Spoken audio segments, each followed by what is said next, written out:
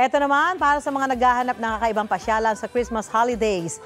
Sa Goricane, Slovenia, kalahating kambing at kalahating diablo ang makikita sa kanilang tradisyonal na Krampus Festival.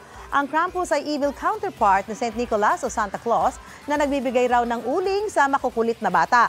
Kahit mukhang nakakatakot, marami pa rin turista ang dumarayo para makapanood niyan. Ang nagliliwanag na pasyalan naman sa Paris, France, jungle ang tema.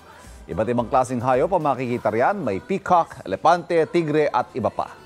Ginawa nila yan para daw maipakita ang kahalagahan ng mga hayop sa ating ecosystem. Para rin maging eco-friendly, low-consumption LED bulbs ang ginamit.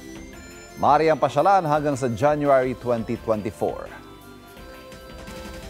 Mauna ka sa mga balita, bisitahin at mag-subscribe sa GMA Integrated News sa YouTube. Sa mga kapuso abroad, samahan nyo kami sa GMA Pinoy TV at sa www.gmanews.tv.